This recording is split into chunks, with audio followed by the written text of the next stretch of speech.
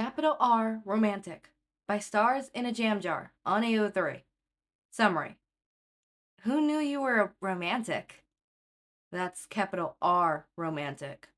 I'm fucking Mary Shelly Romantic. Watch me keep my dead future husband card-dated heart in the corner of my writing desk wrapped in gothic love poems. Midoriya's giggles sounded mildly unsettling. You made that up. There's no way she actually did that. Look it up if you don't believe me. Hitoshi smirked. Midoriya Izuku had a tendency to muddle, and Shoto Hitoshi had a tendency to ask after what his friends are pondering when their random mumblings disturbed his already delicate sleep. Episode 1, Chapter 1, Sunday. Is that even something I want? Hitoshi blinked over at Midoriya in a groggy confusion. Midoriya, it's 2 in the fucking morning. You're gonna wake Tokoyami and he just got to sleep. The two of them were sharing the queen-size hotel bed nearest the window of the room, awaiting the morning when they'd all take a school bus to San Antonio True Valley High School, where they're participating in a week-long exchange program. After a long bus ride, complete with memes, blood confessions, and nearly breaking down in the southern west corner of nowhere, the class had all gotten to San Antonio exactly 45 minutes behind schedule. It was Sunday, so they all been set up in a buddy system and let loose on the Mall of the Americas. President Mike had given express instructions not to go further than the parking garage or leave the mall grounds to go further down the river walk. Only about half the class actually obeyed this order, however, and it took way too long to waggle everyone and get them all situated in their hotel rooms to get some shut-eye before school in the morning. Hitoshi had just been about to drift off into his usual half-sleep that his insomnia insisted would be the deepest sleep he get on a regular basis when Midoriya's soft voice had made itself known. Said Midoriya jumped like he hadn't expected Hitoshi to be awake. An easy mistake to make. Sorry, He trailed off, and Hitoshi felt the comforter shift as Midoriya sat up against the headboard. I thought you were asleep. I wasn't really talking to you. Sorry. Hitoshi looked up at Midoriya's faraway gaze, fixed on the wall. Well, what prompted that, then? Nothing. Midoriya wasn't usually this cagey. It was weird. Midoriya? Yes? What are you thinking about? The petite boy, sitting next to Hitoshi, sighed and turned his face back down to him. I wanted to ask why you care, but that would be rude and an insult to our friendship, so I won't. Hitoshi gave him one of his more potent, okay, faces. Midoriya gave him an uncharacteristically cryptic smile and went on, looking at the wall again. You know how Todoroki and Ida started dating, literally just yesterday? Yeah. Was this going to turn into a conversation about girls? Or guys? Hitoshi had no idea who Midori was into. Well, it got me thinking about how Bakugo and Kirishima have been together a long time, and I honestly didn't think Bakugo had a romantic bone in his body, and I could see why Kirishima likes him. Sorta. But I guess I don't know. I feel like I lost to him. Because here's the guy who made most of my life miserable, and he's in a healthy relationship that actively makes him a better person, and I'm just sort of here. It's stupid. I'm sorry for waking you up with it. Hitoshi sat up next to Midoriya, and the two just sort of sat there, in the sound of the air conditioning, and the even breathing of their roommates. You don't act like you made most of your life miserable. Oh, well, you see, let's not talk about that. Midoriya turned his face away. Hitoshi felt the urge to take his face in his hand and turn it back to himself. But he wasn't as gung-ho as Midoriya was about poking into your friend's personal space on a whim. Alright. Hitoshi looked towards the wall Midoriya's attention had been previously occupied by. So, You don't know if you really want a relationship or if it's a weird bandwagon effect. Exact. Midoriya whipped back around to face Hitoshi, who quickly shushed him to prevent him from waking Tokoyami or Ojiro. Exactly, he whispered. I've never had that problem, so I don't know how much help I'd be. You've never thought about being in a relationship? Well, Hitoshi angled his face in an attempt to hide the embarrassed flush that took over his face. Actually, it's quite the opposite. Midoriya blinked a moment before smiling a soft, little side smile.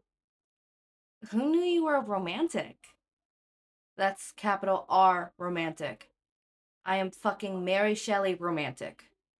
Watch me keep my dead future husband's carbureted heart in the corner of my writing desk, wrapped in gothic love poems.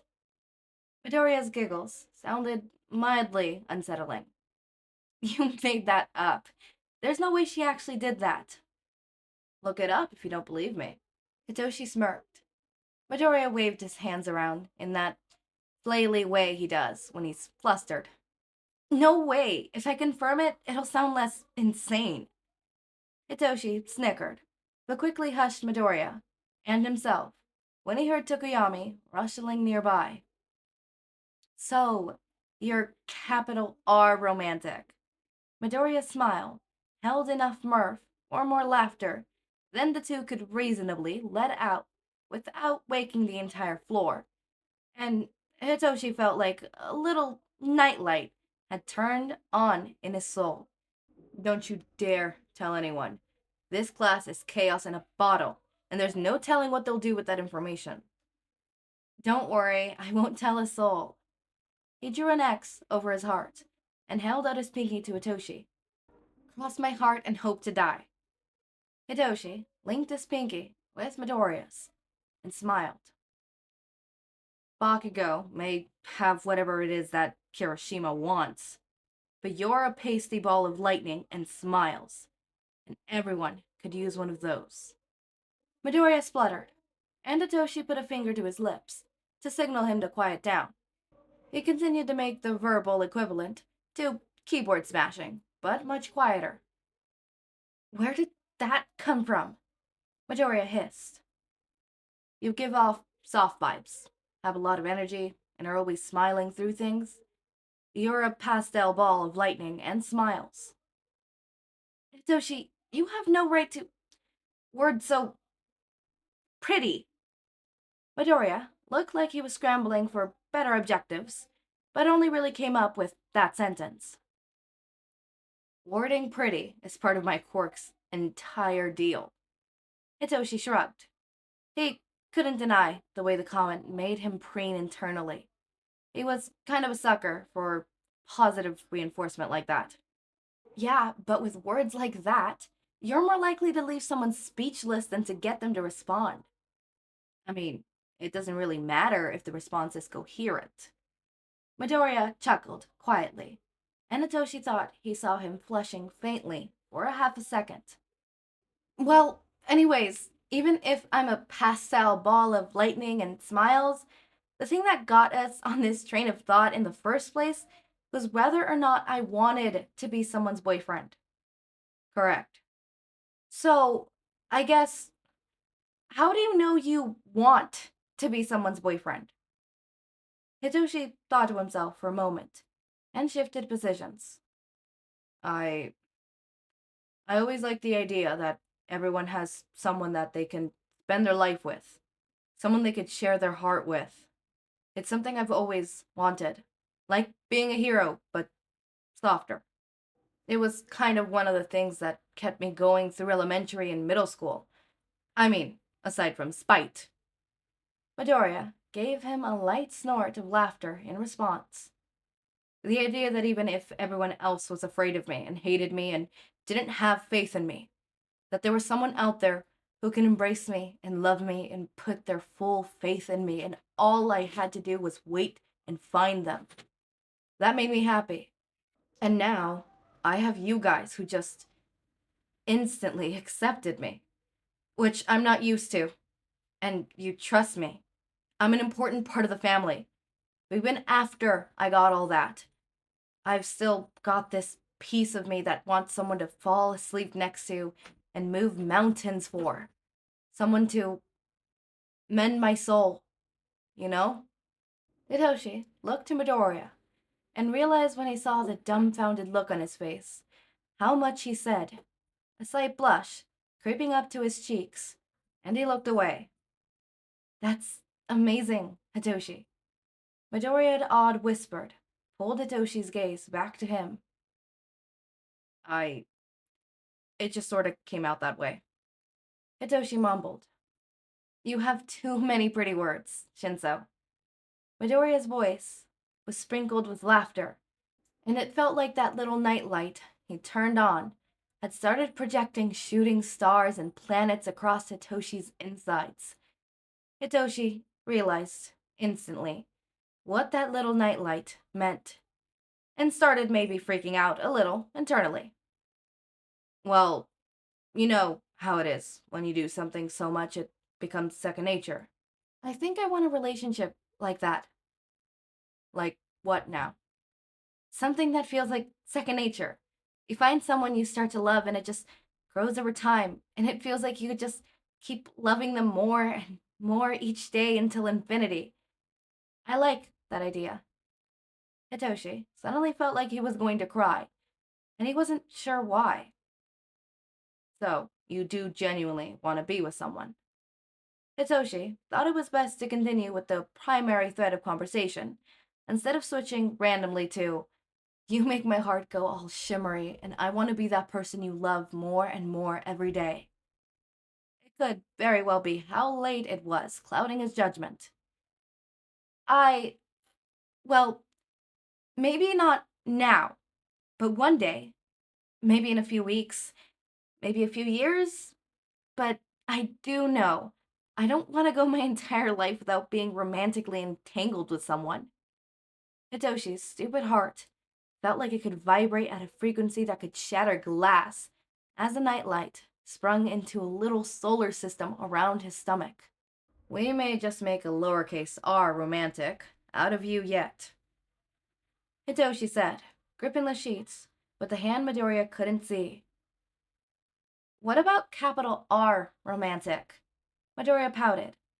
Damn it, Hitoshi just might cry with the way the light flickering through the double-layered hotel curtains made Midoriya's face and hair contrast in varying shades of blue, how his freckles stood out like moving stars in the velvety crescent spotlight over his cheekbones, and the way his emerald green eyes held onto the light in the room and seemed to be hanging it all to Hitoshi like a collection of recently found seashells.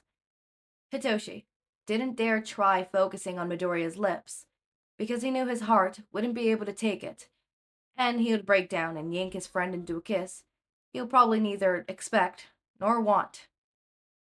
Being a capital R romantic is hard work. Hitoshi managed to sound like every cell in his body wasn't buzzing, and his mind wasn't screaming at him to just end the damn conversation and try to sleep. Or at least wait for Midoriya to fall asleep, then sneak out and, well, he hadn't thought past that, but he'll figure something out. Hey, I'm a hard worker. God damn it, Midoriya, please stop doing this to me. I think I could do it. Well, calm down, Hitoshi. You're being emotional. Remember what Aizawa said. Composure is your greatest weapon. Maybe you should sleep on it. Hitoshi promptly stuffed himself back under the covers and turned his back to the new-found object of his affection. Oh, oh shoot, you're right. What time is it? How will I stay out? Just sleep. Hitoshi cut him off. He heard the covers shifting and heard the shuffling noises of Midoriya getting comfortable. Good night, Shinsou. Night. Hitoshi closed his eyes and hoped the nightlight would shut itself off. He floated around in exhaustion superior that he usually floated around for a few hours before catching a little sleep. Why does this happen now of all times? Why did he have to have his mini crisis at 2 a.m. in a hotel in Texas? Why did I have to talk so much? Why does he have to be so damn pretty and bright? Why am I thinking all this? Midoriya's breath evened out, and Hitoshi sighed in relief. I know you can't hear me. Hitoshi's croaked, exhausted voice came out, nearly inaudible. But I hope you know this capital R really hopes you decide you want someone to love soon. We have another Shingeki fic! Woo woo! How excited are we? Very excited! I'm super excited. I'm super stoked. I'm super happy. I am excited! We love, and I mean love, Shingeki in this household. My voice is killing me. Like, actually killing me. This needs to go away. This sore throat needs to go away, alright? I know a couple videos I said, oh, I don't mind a little, sore throat. I could live with it. No! I don't realize how much I go just nonverbal to avoid being in pain. You know how hard that is? For someone who sits here and records with my voice? Very hard. Extremely hard, actually. Super fucking hard. Super fucking hard. But yeah, as always, my raindrops, make sure to eat, sleep, drink water, take your meds. Have a wonderful day or night.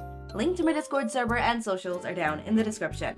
Subscribe to see more of my content, and thank you so much for watching.